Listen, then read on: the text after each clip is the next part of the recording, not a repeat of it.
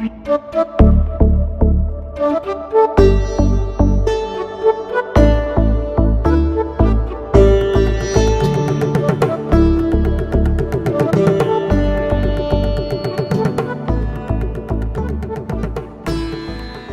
Everybody, બધા આવી ગયા છો?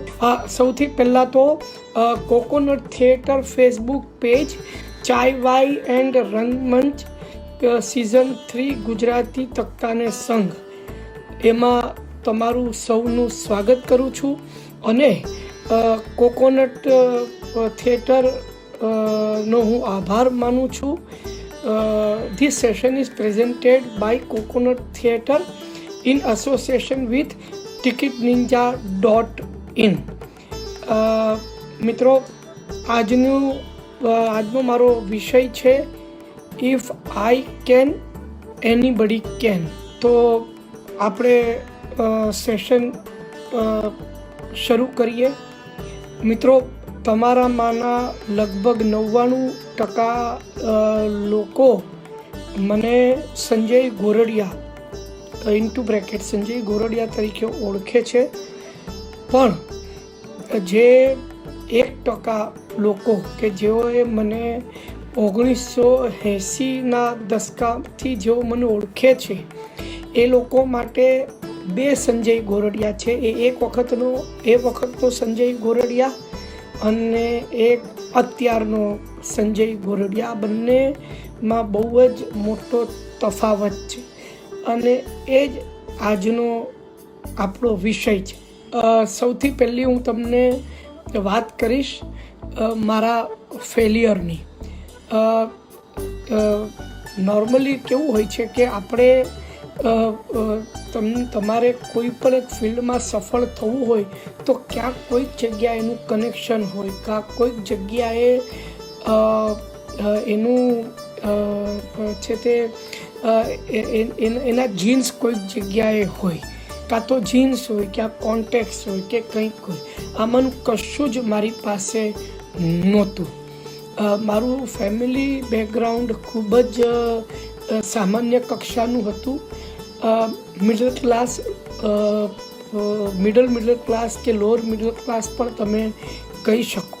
બીજી વસ્તુ કે અમારા ઘરમાં ભણતરનું બહુ મહત્ત્વ નહોતું, જેનો મને દેખીતો ગેરફાયદો થયો મને. અને બીજી વાત એ કે હું પણ કંઈ ભણવામાં કંઈ બહુ પાવરધો નહોતો. હું ભણવામાં કંઈ મને બહુ રુચિ નહોતી, જે મને લાગે છે કે મારી ભૂલ હતી. ભણતર જે છે એ સૌથી પ્રમુખ વાત હોય છે કોઈ પણ કારકિર્દીના ઘડતર માટે. હું ભણ્યો નહીં, પણ પછી ગણ્યો ખરો, અને એની વાત આપણે આગળ ઉપર કરીશું. મારા જે શરૂઆતના દિવસોની વાત કરવાનું કારણ એટલું જ કે તમને ખબર પડે કે હું કેટલો સામાન્ય હતો એ વખતે, અને હું અત્યારે કઈ રીતે થોડોક સ્પેશિયલ થયો છું, અને એની પાછળનો પ્રોસેસ હું તમને જણાવું કે જેથી કરીને નવા આવનારા કલાકારો કે અત્યારે જે કલાકારો રંગભૂમિ ઉપર કામ કરી રહ્યા છે એમને એનો ફાયદો થાય, તે લોકો એમાંથી કંઈક શીખે. અને આ બધી વાતો કરતાં હું પણ કંઈક એ વાતોમાંથી શીખું, એ આજના આપણા સેશનનો મુખ્ય હેતુ છે. તો એક તો સામાન્ય પરિવાર, લોઅર મિડલ ક્લાસ પરિવારમાંથી આવું, ભણતર ખાસ ચડ્યું નહીં, માંડ SSC પાસ થયો, અને ઘરમાં પૈસા હતા નહીં, એટલે મારો ખર્ચો કાઢવા માટે હું સિઝનલ જોબ કરતો. એ વખતે મારા કાકા છે, એમની ઠાકોરદ્વારમાં ઇલેક્ટ્રિકની દુકાન છે. પછી ત્યાં આગળ જ એમણે મેડિકલ શોપ પણ કરી, જે હજી પણ છે ઠાકોરદ્વાર 4 રસ્તા પર. તો એ પહેલાં એમની ઇલેક્ટ્રિકની દુકાન હતી, અને ત્યાં ગણપતિની સિઝનમાં ખૂબ જ ઘરાકી રહેતી. એટલે મને બોલાવવામાં આવ્યો કે તું આવ મદદ માટે, અને એ કામના મને 100 રૂપિયા મળ્યા હતા. પછી ફટાકડાની દુકાનમાં મેં નોકરી કરી દિવાળી દરમિયાન. એમાં પણ મને 150 રૂપિયા મને પગાર મળ્યો હતો. ત્યારબાદ મેડિકલ સ્ટોરમાં મેં કામ કર્યું. મારા ફાધરનું આયુર્વેદિક દવાઓની દુકાન હતી, પણ મારા ફાધર જે છે એમના મિત્રો અમુક મેડિકલ સ્ટોરમાં હતા, એટલે મારા ફાધરની જે પહોંચ હતી એ એટલી જ હતી કે ભાઈ હું મારા દીકરાને કોઈ જગ્યાએ મેડિકલ સ્ટોરમાં કામે લગાડી દઉં. એટલે આમ હું મેડિકલ સ્ટોરમાં હું કામે લાગ્યો અને એમાં મેં લગભગ 2.5 વર્ષ નોકરી કરી અને પછી હું નાટક લાઈનમાં આવ્યો. મિત્રો, નાટક લાઈન હોય કે બીજી કોઈ પણ લાઈન હોય, તમારી વલ્નરેબિલિટી જે છે ને એ હોવી બહુ જરૂરી છે. વલ્નરેબિલિટીનું હું તમને ગુજરાતીકરણ કહું તો જેને કહેવાય કે તમને કોઈ આસાનીથી તમને છેતરી શકે. એક્ઝેક્ટ ગુજરાતી તો આ નથી, પણ તમે છેતરાવા માટે તૈયાર હો, તમે થોડુંક મફતમાં કામ કરવા માટે તૈયાર હોય, અથવા તો જે વાત થઈ હોય એ કામ કરતાં એ કામ સિવાય પણ બીજા જે કામ હોય એના માટે તમે તૈયાર હો હર હંમેશ. તમે એમ ન કહો કે આ તો આપણી વાત જ થઈ નહોતી, પછી આ કામ કરવું હશે ને તો પછી એના અલગ પૈસા થશે.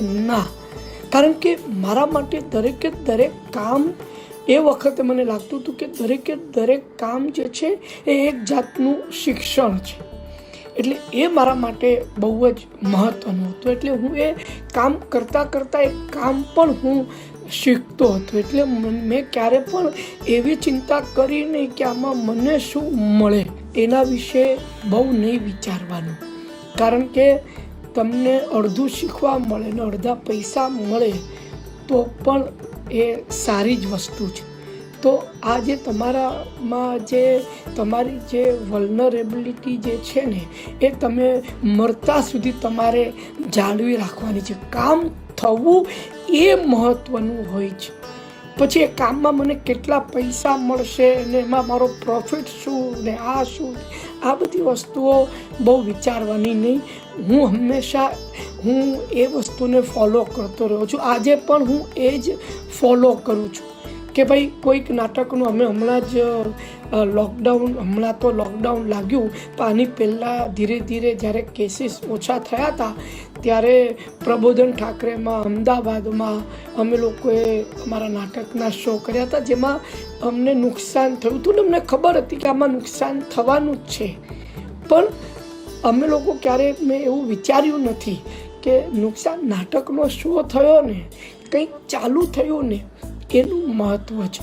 એનીવે, તો આ એક તો સૌથી પહેલાં આ રીતે હું નાટક લાઈનમાં હું આવ્યો. બેકસ્ટેજ કરતો હતો ને બેકસ્ટેજમાં બધું જ કામ કરવાનું. કોઈ કલાકારની 2 ગાળ સાંભળવી પડે તો એ પણ સાંભળી લેવાની, એમાં કંઈ બહુ પેલું નહીં. જોકે નાટકમાં મને જે બધા કલાકારો મળ્યા હતા એ લોકો પછી આગળ જતાં મારા મિત્રો પણ બન્યા, એમાંના ઘણા બધા લોકો. અને મેં દવાની દુકાનમાં મેં 2.5 વર્ષ કામ કર્યું હતું. એટલે નાટક લાઈનમાં કામ કરવું મારા માટે વધારે સરળ હતું. કારણ કે દવાની દુકાનમાં કે ફટાકડાની દુકાનમાં શેઠ અને નોકરનો સંબંધ હતો. એના પ્રમાણમાં નાટકમાં એ જે શેઠ અને નોકરના જે સંબંધની જે દૂરી હતી ને એ ખૂબ જ ઓછી થઈ ગઈ. બધું બહુ આમ ત્યાં આગળ નાટક હોય કે ફિલ્મ, પછી તો મેં ફિલ્મમાં પ્રોડક્શન મેનેજર તરીકે, આસિસ્ટન્ટ પ્રોડક્શન તરીકે કામ કર્યું, પછી પ્રોડક્શન મેનેજર તરીકે પણ મેં તો કામ કર્યું હતું. પણ એ બધામાં મેં જોયું કે ત્યાં આગળ આમ બહુ આમ ભાઈ તું નોકર છે મારો ને હું તારો શેઠ છું, તું નીચે બેસશે અને હું ઉપર બેસીશ, કે આવી બધી વસ્તુઓ બહુ ત્યાં આગળ હતી નહીં. એટલે હું દવાની દુકાનમાંથી હું આવ્યો હતો ને એટલે મારા માટે નાટક લાઈનમાં મને બહુ મજા પડતી હતી. કારણ કે ત્યાં આગળ બધા નામથી બોલાવે, ઘણા લોકો પ્રેમથી બહુ બોલાવે અને પૂછે પણ ખરા કે ભાઈ તે ચા બા પીધી કે નહીં, તું બધાને ચા આપે છે, તે ચા પીધી કે નહીં. તો આ બધું થતું હતું ને એટલે મેં નક્કી કર્યું કે બસ હવે કામ જો કરવું હોય ને તો નાટકોમાં જ કામ કરવું છે. અહીંયા મને મજા બહુ આવે છે. પૈસા તો નાટકમાં મળતા નહોતા, કારણ કે હું શરૂઆતમાં એક્સપેરિમેન્ટલ થિયેટરમાં જોડાયો હતો, જે ઇન અ વે સારું જ થયું. મારામાં એક પ્રકારની એક ઇન્ટિગ્રિટી મારામાં પેદા થઈ તો એમ બેકસ્ટેજ કરતાં પછી હું તો એક્ટર બનવા માટે આવ્યો હતો. અને એક્ટર બનવા માટે આવવાનું કારણ જે મને પાછળથી મને સમજાયું એ હતું કે મારો લુક બહુ ઇનસિગ્નિફિકન્ટ હતો, ખૂબ જ સામાન્ય લુક. આજે પણ તમે જુઓ, કલર જાય તો પૈસા પાછા, એવું મારો રંગ છે. પણ એ વખતે તો ખૂબ જ હું સામાન્ય દેખાતો હતો. બોલતા આવડે જ નહીં. હું છે ને સ બોલતો હતો, જીભ બહાર કાઢીને સ બોલતો હતો, અને ભાષા શુદ્ધિ બિલકુલ નહીં. શ આ બધું મને આવડે જ નહીં. અને લોકો જે રીતનું સરસ ગુજરાતી બોલતા હતા, મને એમ થયું કે આ લોકો કેટલું સારું ગુજરાતી બોલે છે યાર, શું મજા પડે છે યાર આ લોકોનું ગુજરાતી સાંભળવામાં. અમે તો ખેતવાડીમાં મોટા થયા, અને ત્યાં આગળ 4 વાક્યોમાં 2 ગાળ આવતી હોય, અને એ પ્રકારનું ગુજરાતીઓ અહીંયા આગળ જે ગુજરાતી ભાષા સાંભળવાની અને બોલવાની ને શીખવાની જે મજા આવીને છે એ ખૂબ જ સરસ હતી. એટલે નક્કી કર્યું કે બસ હવે આપણે નાટકો જ કરવા છે.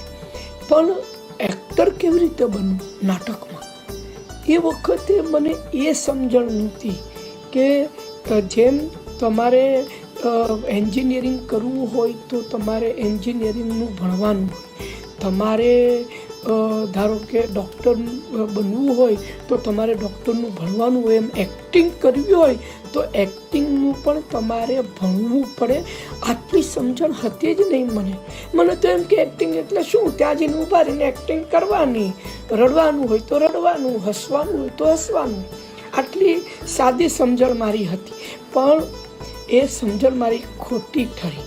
અને જ્યારે મેં મારા કરતાં ખૂબ બધા ટેલેન્ટેડ એક્ટરોને મેં જોયા ને, ત્યારે તો મારા હાંજા ગગડી ગયા. મને થયું કે નહીં, આમાં હું કઈ રીતે એક્ટર બની શકું.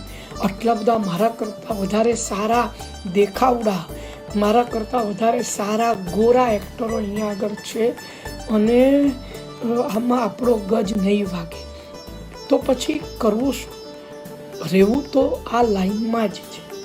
અને એટલે પછી હું પ્રોડક્શન મેનેજર બનવા માટે નક્કી કર્યું. કારણ કે પછી મેં નક્કી કર્યું કે મારે પ્રોડ્યુસર બનવું છે. પ્રોડ્યુસર બનવા માટે શું કરવું પડે, તો કે પહેલાં નાટક લાઇનની બધી આંટી ઘૂંટીઓ શીખવી પડે. એના માટે તમારે પ્રોડક્શન મેનેજર બનવું પડે. એટલે પ્રોડક્શન મેનેજર બનવા માટેના પ્રયત્નો શરૂ કર્યા, પણ પ્રોડક્શન મેનેજર નહીં બનવા મળ્યું. મને બેકસ્ટેજમાં કામ મળ્યું, અને આમ મેં બેકસ્ટેજથી કામની શરૂઆત. પછી હું પ્રોડક્શન મેનેજર બન્યો, અને પછી હું પ્રોડ્યુસર બન્યો. તો આ મારી જર્ની હતી. બીજી વસ્તુ એ હતી કે હું જ્યારે પ્રોડ્યુસર પણ બન્યો ને, તો એમાં લોકોની, એક્ટરોની કે મારા ડિરેક્ટરની કે મારા રાઇટરની સર્વ સ્વીકૃતિ નહોતી. સર્વ સ્વીકૃતિ એટલે કે તમે પ્રોડ્યુસર હો એટલે તમને એ કામ કરે તમારી સાથે. કારણ કે જે એક્ટર ફ્રી બેઠો હોય એને તમે પૂછો કે ભાઈ મારા નાટકમાં કામ કરશે, તો કરે કે ભાઈ આ પૈસા આપવાનું છે, ચાલ લાવ ને ભાઈ, બેઠા કરતાં બજાર ભૂલી, એમ કરીને એ કરે ખરા. પણ એ મને નિર્માતા તરીકે એટલું માન ન આપે. અને માન ન આપવાનું એક કારણ પણ હતું, કારણ કે મને નિર્માણનું કાર્ય આવડતું નહોતું. મને એમ હતું કે મને ટોટલ મારતા આવડે છે એટલે હું નિર્માતા બની ગયો. મને એમ લાગે કે હું હિસાબ કરી શકું છું, જમા ઉધાર કરી શકું છું, એટલે હું નિર્માતા બની શકું છું. પણ ના, નિર્માતાની, નાટકના નિર્માતાની કે ફિલ્મના નિર્માતાની વ્યાખ્યા બહુ પહોળી છે. આજે ગુજરાતી ફિલ્મોમાં કેમ આજે લગભગ 50 ફિલ્મમાં એકાદી ફિલ્મ સારી આવે છે? કારણ કે ગુજરાતી ફિલ્મમાં આપણી પાસે ડિરેક્ટરો છે, રાઇટરો છે, પણ આપણી પાસે ગુજરાતી ફિલ્મોમાં નિર્માતા નથી કે જે ફિલ્મને અપ્રોપ્રિએટ બજેટમાં બનાવી શકે. અપ્રોપ્રિએટ બજેટ કહ્યું છે મેં, ઓછું બજેટ કે ઓછા પૈસામાં બનાવવું એ હું નથી કહેતો. પૈસા બચાવે એ પ્રોડ્યુસર નહીં, પણ જેટલાનો ખર્ચો તમારે કરવાનો હોય એટલો જ ખર્ચો કરે, ન ઓછો કે ન વધારે. એનું નામ નિર્માતા. અને આપણે ત્યાં સૌથી મોટો પ્રોબ્લેમ ગુજરાતી ફિલ્મોમાં કે ગુજરાતી નાટકોમાં પણ એ જ છે કે આપણી પાસે પ્રોડ્યુસરો નથી, નિર્માતા નથી. નિર્માતા એટલે કે જ્યાં લેખક પોતાનું નાટક લખીને આપી દે, દિગ્દર્શક નાટક ડિરેક્ટ કરી નાખે તમને, પણ પછી નાટક ચલાવવાનું કામ, એ નાટકને 100, 200, 300 શો સુધી લઈ જવાનું કામ જે છે એ નિર્માતાનું છે. અને ત્યાંથી જ જ્યાં લેખક અને દિગ્દર્શકનું કામ પૂરું થાય છે ત્યાંથી નિર્માતાનું કામ શરૂ થાય છે. આવું મને લાગતું હતું, ત્યાં પણ હું ખોટો હતો. જે મેં મારી ભૂલ પછી 2000ની સાલમાં જલસા કરો જયંતીલાલ નાટક જ્યારે બનાવ્યું ત્યારે એ ભૂલ પણ મેં સુધારી. એની વાત હું તમને આગળ કરીશું. તો ગુજરાતી ફિલ્મની અંદર તમારી ફિલ્મ બની ગઈ હોય, એની પછી એ ફિલ્મને પ્રોપર રિલીઝ મળે, એ ફિલ્મને તમે રિલીઝ કર્યા બાદ એમાંથી તમને જે રેવન્યુ મળવો જોઈએ એની તમને સમજણ હોય કે તમારે સબસિડી ગવર્મેન્ટ પાસેથી લેવાની છો તો એની તમને સમજણ હોય. આ બધી વસ્તુઓ એક નિર્માતા કરી જાણે છે. અને એમાં હું ઓછો પડતો હતો તે વખતે. એટલે નાટકો મને લેખકો સારા મળ્યા, દિગ્દર્શકો સારા મળ્યા, એટલે નાટકો અમે કર્યા. મને મારો એક સારો પાર્ટનર મળ્યો, કૌસ્તુભ ત્રિવેદી. હું અને કૌસ્તુભ અમે 2 જણા લગભગ છેલ્લા 27 વર્ષથી પાર્ટનર છીએ. લોકડાઉનના જો તમે 1.5 વર્ષ જો કાઢી નાખો તો અમે લોકો 25 વર્ષથી પાર્ટનર છીએ. પણ એ પાર્ટનરો અમે પછી છે, અમે લોકો પહેલાં નિર્માતા છીએ. અને ત્યારબાદ મેં હિન્દી નાટકો પણ બનાવ્યા. હિન્દી નાટકો મેં જયા બચ્ચન સાથે માँ રિટાયર હોતી હૈ અને ડૉક્ટર મુક્તા બનાવ્યા. હવે આ 2 નાટકોમાં પણ નિર્માતા તરીકે તો હું હતો જ, પણ એમાં પણ જે અમારા દિગ્દર્શક રમેશ તલવાર સાહેબ જે હતા એમનો મુખ્ય ભાગ હતો. માँ રિટાયર હોતી હૈ નાટક નીવડેલું નાટક હતું, જે નાટક મેં શફી ઇનામદાર સાથે બા રિટાયર થાય છે એના નામે ગુજરાતીમાં બનાવ્યું હતું. અને એ જ નાટક મારે હિન્દીમાં બનાવવાનું હતું, એટલે એમાં પણ મારે બીજું કંઈ ખાસ કરવાનું નહોતું. અને રમેશ તલવાર જેવા આટલા મોટા ફિલ્મ ડિરેક્ટ કરેલા, જેમણે ઋષિ કપૂર, નીતુ સિંહ, પૂનમ ધિલોન, રાખી, રેખા, શશી કપૂર, દિલીપ કુમાર, ઋષિ કપૂર જેવા કલાકારો સાથે એમણે કામ કર્યું હતું. એવા દિગ્દર્શક મારું નાટક ડિરેક્ટ કરવાના હતા. એટલે માँ રિટાયર હોતી અને ડૉક્ટર મુક્તા પણ જે થયું એમાં અમારા ડિરેક્ટર રમેશજીનો બહુ મોટો હાથ હતો. અત્યારે ગુજરાતી મીડિયામાં હું બાયોગ્રાફી મારી લખી રહ્યો છું, એમાં આ જ પ્રકરણ ચાલી રહ્યું છે. ને એમાં મેં લખ્યું છે કે મને ત્યાં અમેરિકા હું જ્યારે મારા નાટકની ટૂર લઈને ગયો ત્યારે કલાકારોએ મને બહુ હેરાન કર્યું. ડૉક્ટર મુક્તામાં એની પછી અમે ડૉક્ટર મુક્તા નામનું નાટક કર્યું જયા બચ્ચન સાથે. એમાં મને કલાકારોએ થોડોક ઓછો હેરાન કર્યો. એની પછી મેં શત્રુઘ્ન સિન્હા સાથે પતિ પત્ની ઓર મેં કર્યું. એમાં મને કલાકારોએ બિલકુલ ત્રાસ નહીં આપ્યો. તો જે હવે પછી મારી એ બાયોગ્રાફીમાં હું લખવાનું છું કે આમાં કલાકારોનો વાંક નહોતો, વાંક મારો હતો. તમે જો બદલાવ તો આજુબાજુવાળા બદલાશે. તમે જો તમારી જાતને અપગ્રેડ કરો, હું પોતે કદાચ એ વખતે નિર્માતા બનવા માટે સક્ષમ જ નહોતો, યોગ્ય જ નહોતો એવું મને લાગતું હતું.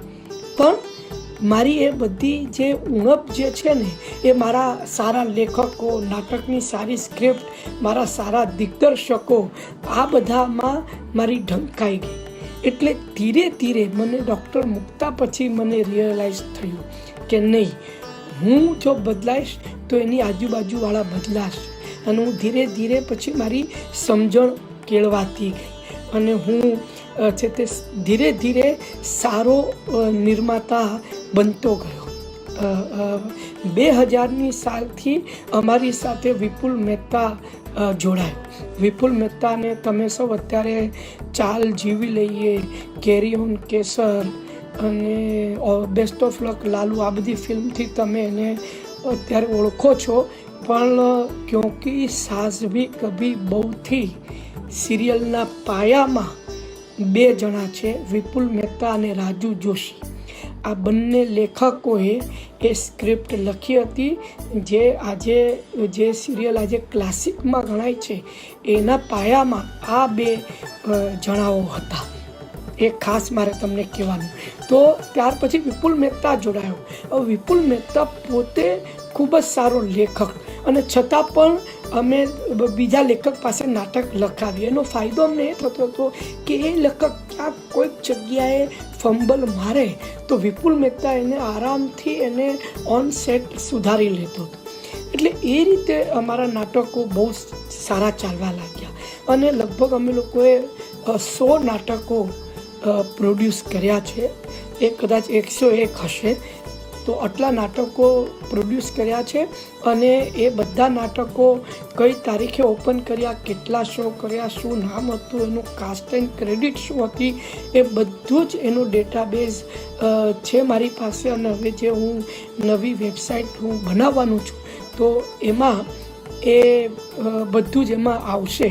એટલે તમને જાણવા મળશે કે 100 નાટકો અમે લોકોએ કઈ રીતે અમે કર્યા. હવે મૂળ વાત આવે છે કે તમે જે સંજય ગોરડિયાને એક્ટર તરીકે ઓળખો છો, સંજય ગોરડિયા નિર્માતા તરીકે વધારે સફળ છે એક્ટર કરતાં.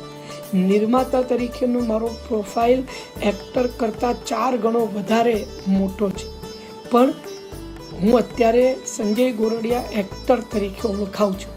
પણ તમને જાણીને બહુ નવાઈ લાગશે કે એ જે હું એક્ટર તરીકે ઓળખાઉં છું એ સિરિયસ એક્ટિંગ, એટલે કે જેમાં મેઇન લીડ, જે અત્યારે હું મેઇન લીડ કરી રહ્યો છું દરેક નાટકમાં, જેને કારણે હું તમારા સુધી અત્યારે અહીંયા આગળ પહોંચ્યો છું. એ નાટકની એ મેઇન લીડ એક્ટિંગની શરૂઆત મેં કરી હતી 46મે વર્ષ 2005ની સાલમાં.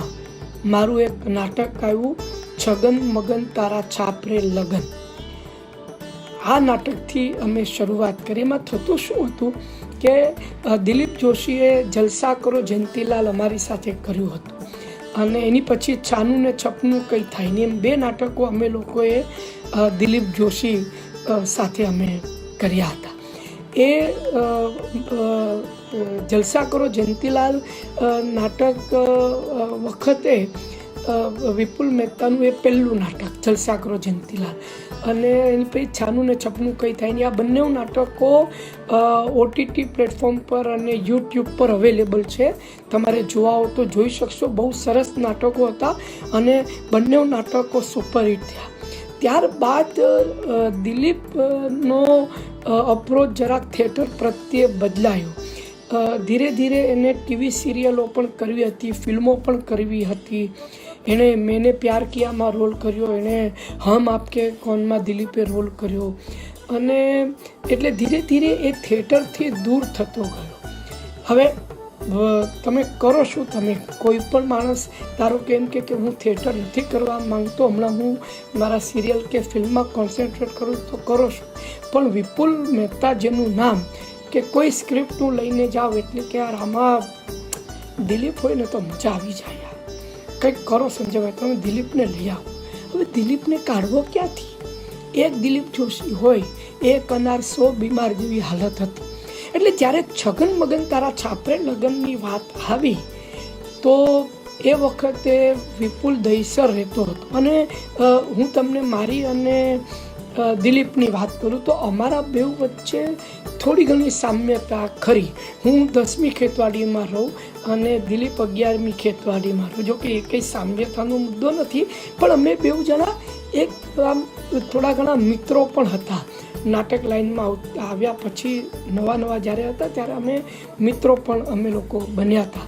ઘણીવાર અમુક નાટકમાં એવું બન્યું છે કે હું કોઈક નાનો રોલ કરતો નાટકમાં અને પછી હું નીકળી ગયો તો દિલીપે મારું રિપ્લેસમેન્ટ કર્યું હોય કે દિલીપ ગયો હોય એ કોઈક નાટક છોડીને તો એની જગ્યાએ મને પ્રોડ્યુસરે કોન્ટેક્ટ કર્યો હોય, આવું બનતું હોય. કારણ કે અમારા બેઉનો કદ કાઠી જે છે ને એ ખૂબ મળતાવડું છે. અમારા બેઉનો બેઉ જણની હાઇટ ઓછી છે, બેઉ જણનો ચહેરો ગોળ મટોળ અને થોડો કોમેડી છે. એટલે મને એમ થયું કે દિલીપની અવેજીમાં જો હું એક્ટિંગ કરું તો આઈ થિંક વાંધો ન આવે. કારણ કે છગન બગન તારા છાપરે લગન નાટકનો જે રોલ જે હતો ને એ દિલીપ માટે જ હતો. એટલે મને ખબર હતી કે હું જેવો વિપુલને આ વાર્તા સંભળાવવા જઈશ એટલે વિપુલ મને કહેશે કે હા પણ આમાં દિલીપ હોય ને તો જ મજા આવે.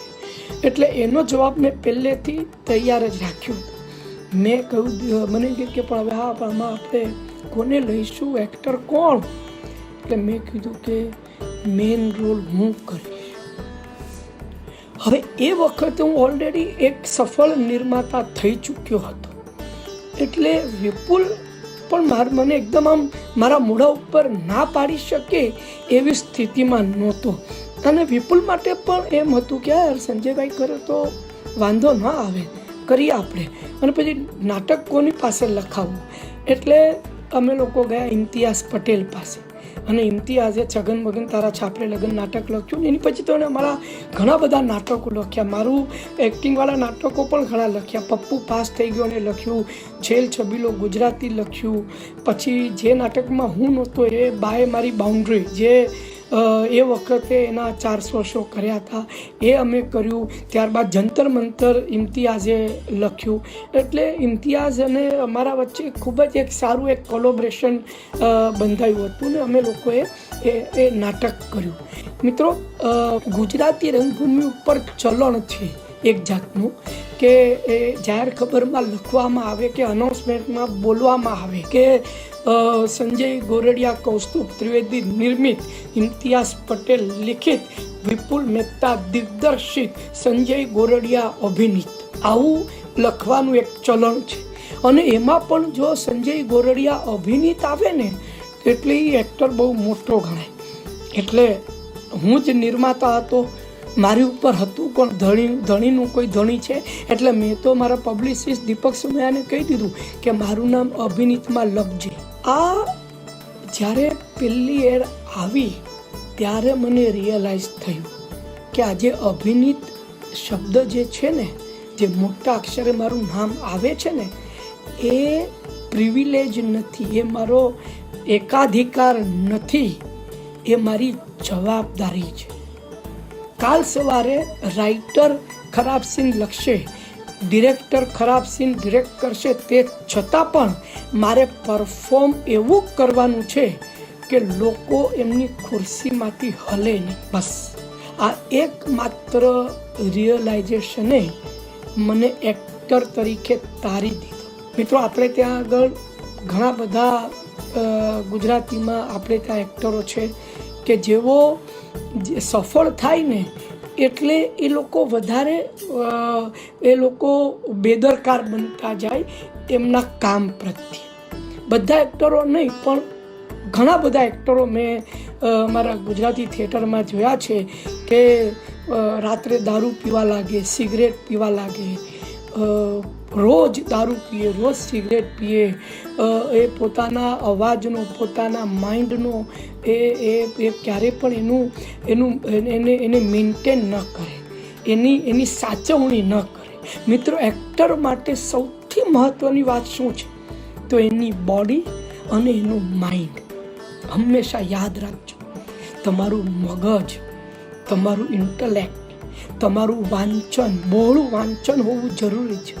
તમે રાત્રે 9 વાગે તમે શોમાં જાઓ, રાત્રે 1 વાગે તમે આવો શો પરથી, જમીને તમે સૂઈ જાઓ, ભલે તમે સવારે 9-10 વાગે ઉઠો, પછી આખો દિવસ તમે ફ્રી હો છો.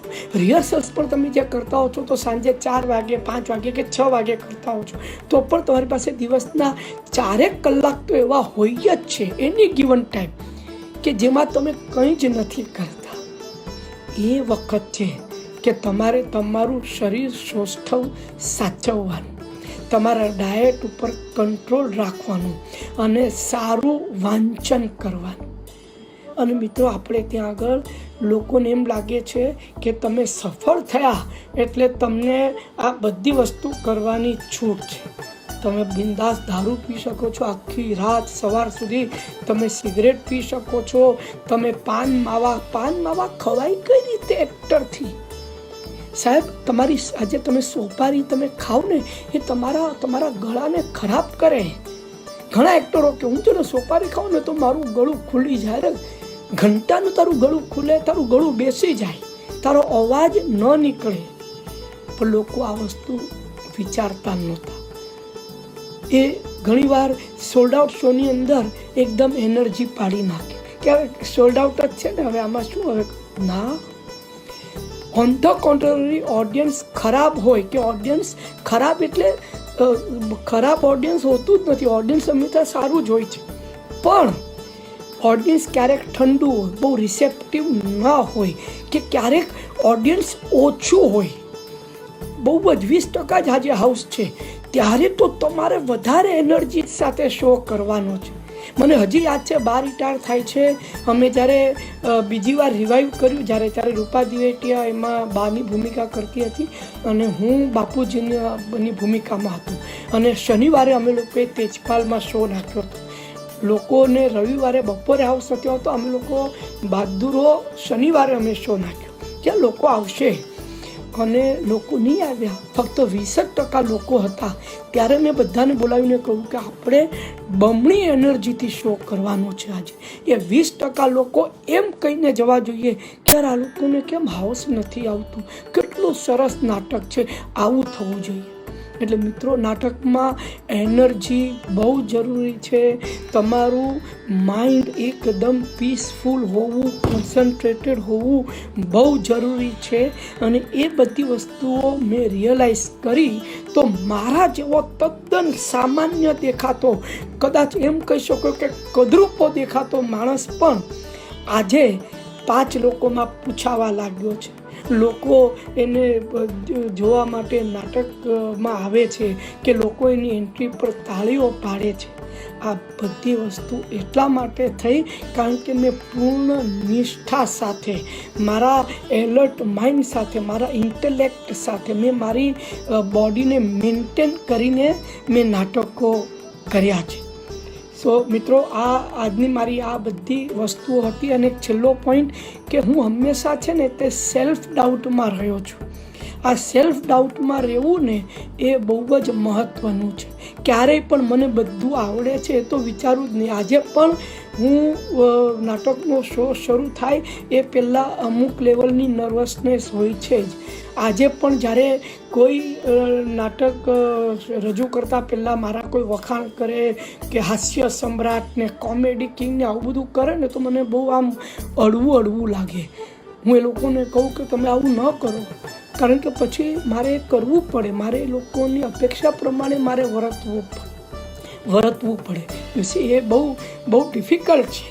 એટલે હું ઈચ્છું કે હું લોકી રહું.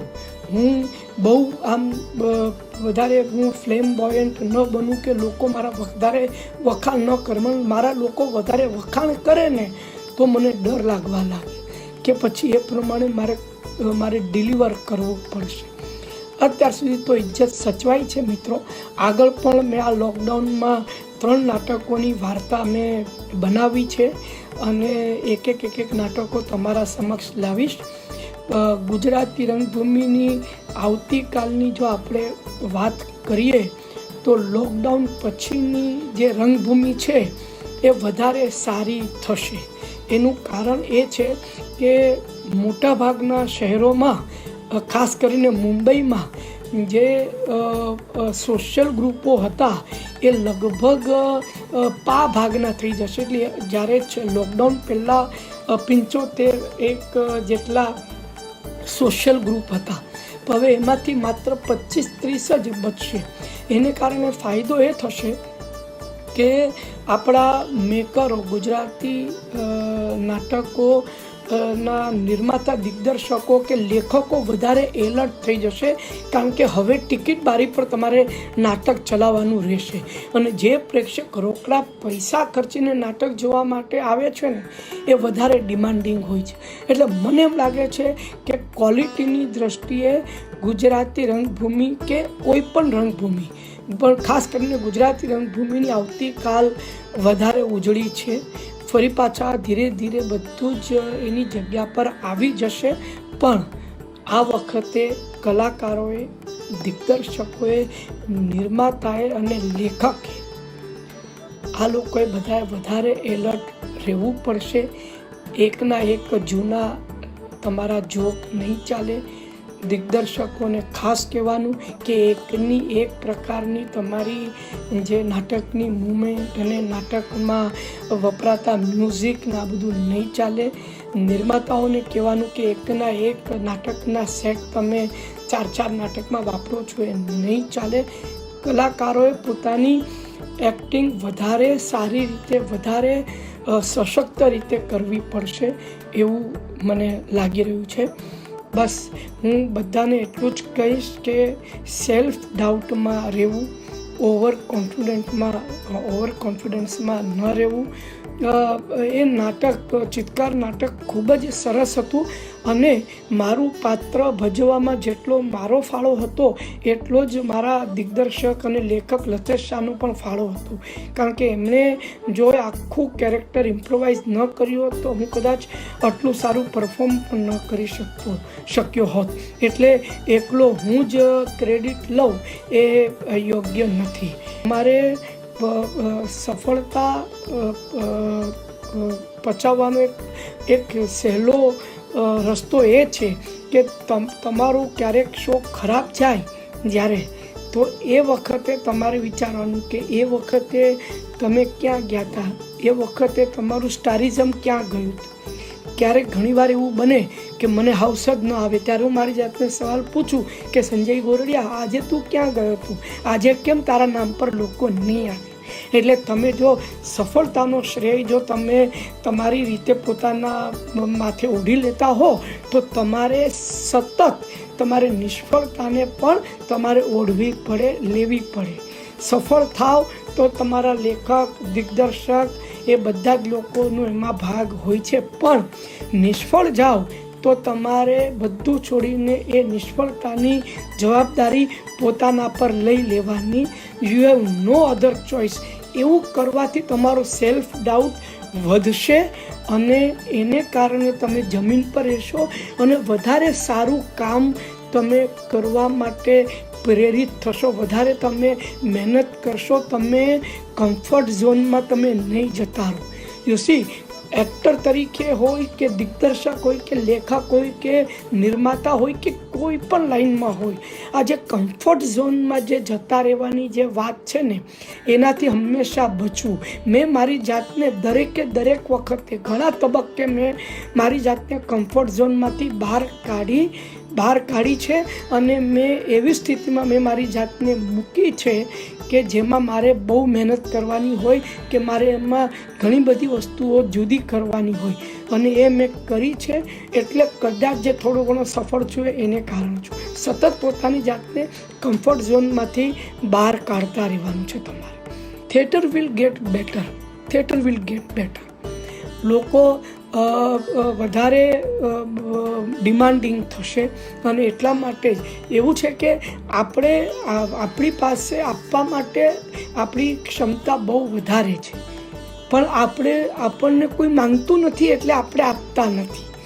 યુસી, તમે જ્યારે કોઈ રેસ્ટોરન્ટમાં તમે જાઓ છો ત્યારે તમે એમને એમ કહો છો કે ભાઈ તમે જે ભજીયા બનાવો ને ભાઈ, તો જરાક વધારે તું એને કડક બનાવજે.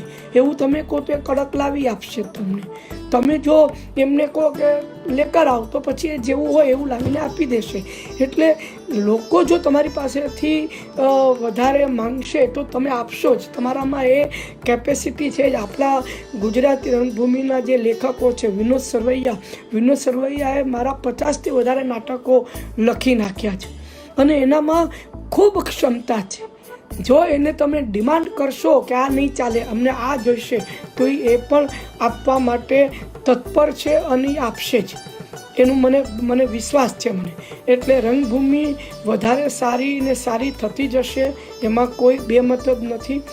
અને આ સિવાય હવે એક વાત બધા જ લેખકોને, દિગ્દર્શકોને, કલાકારોને કહું છું કે આ દુનિયામાં સૌથી વધારે જો કોઈ પાપ હોય, સૌથી મોટું જો કોઈ પાપ હોય તો હું તમને કહું છું કે એ લોકોને બોર કરવાનું પાપ છે.